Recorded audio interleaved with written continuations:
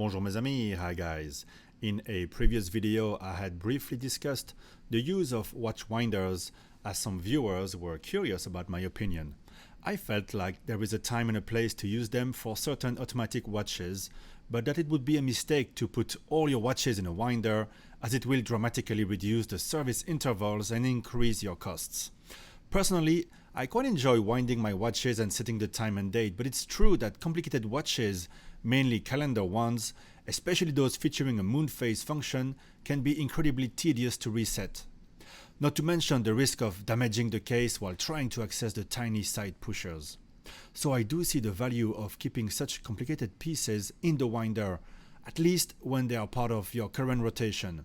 Let's say you have 20 watches, I would suggest for example to keep 3 on the winder, 1 on the wrist, and maybe another one would be your manual wind watch.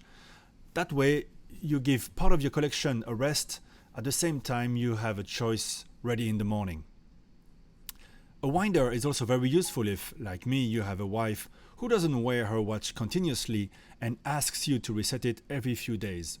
So in the spirit of experimentation for you guys, I accepted an offer from Miranda at WatchWinder Mall to try one of their products. She offered me to try one of their larger units for 6 watches, but I opted for something a bit smaller as I'm not gonna put so many watches in the winder myself, and also because I don't have the space for it. So Miranda kindly sent me a 2-watch unit to try and demonstrate for you. I will be as objective as possible, show you what I like and what I don't like about the product, and try to define whether it's something that could be useful for you. Let me already share on the screen a coupon code you can use on the website to get 15% off your next purchase. In the description, you'll find a link to this unit and to the full website of WatchWinder Mall.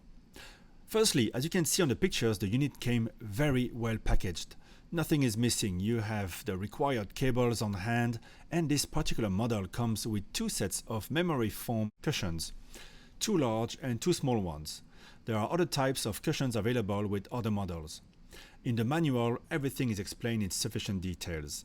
This particular model has 2 switches, one for the cool blue light and one to decide whether you want the unit to stop or not when you open the lid. Note that the program will restart when you do open the lid. There is a rotating knob to select one of the 4 programs available. The program that rotates in both directions can be used on 99% of watches, but you can further refine by choosing a unidirectional mode for those watches which wind, you guessed it, in only one direction. So you will get to understand your watches a bit better and maybe ask yourself questions about the movement that you never cared about before. For example, if you have a chronograph using the Valjoux 7750 base, only one direction will wind the watch, which is why you feel a big wobble when the wrist throws the rotor in the non-winding direction.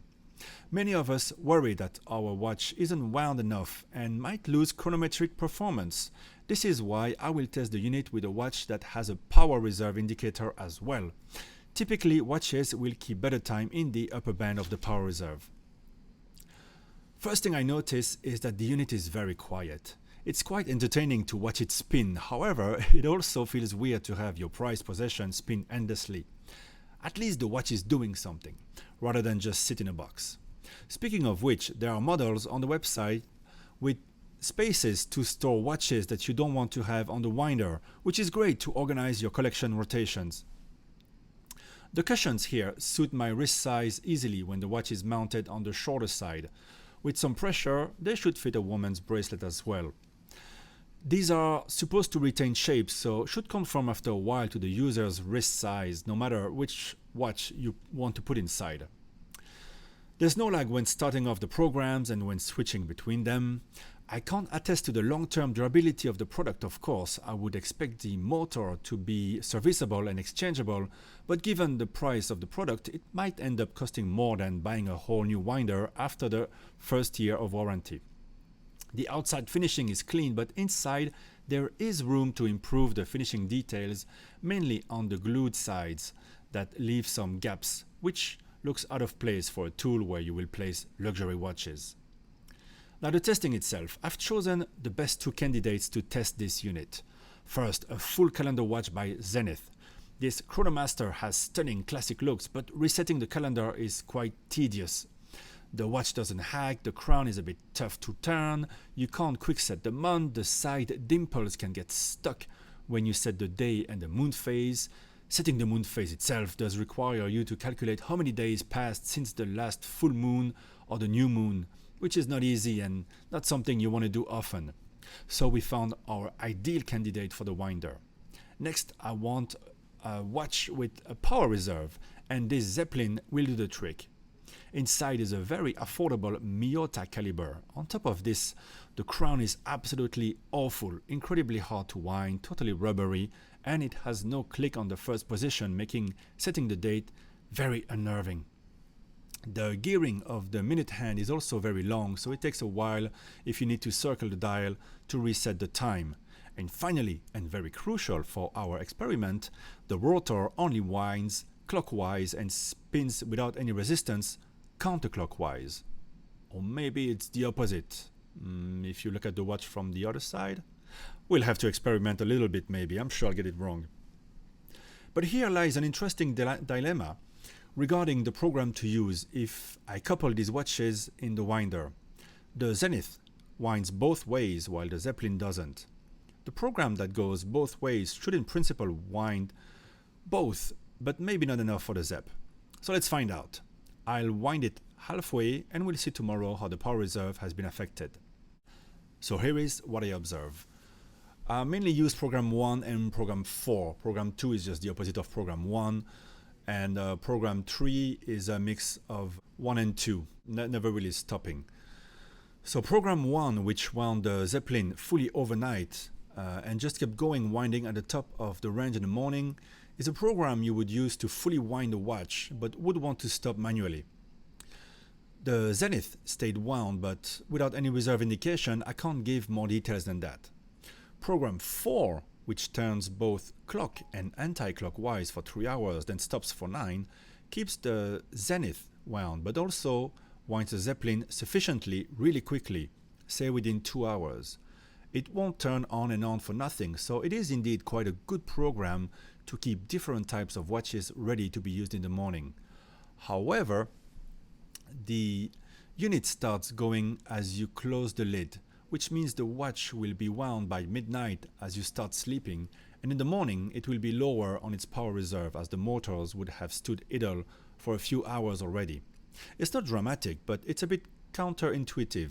I'd like a program that winds for a couple of hours, some 6 hours after I set the watches in the winder, for example.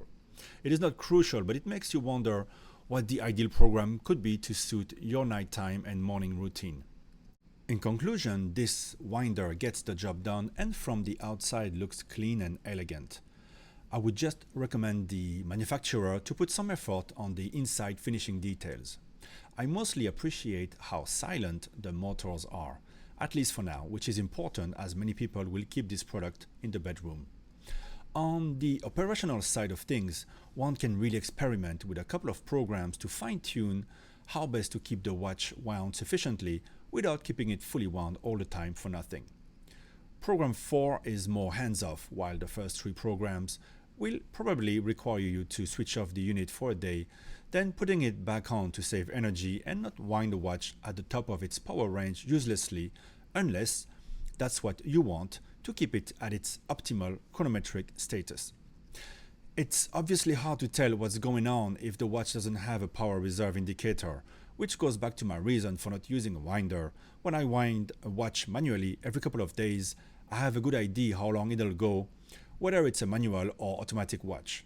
But by the same token, if I put on a watch in the morning that has been running for a day or two, it's not at its peak performance range and it might be running quite off. If you're OCD, this stuff can drive you mad.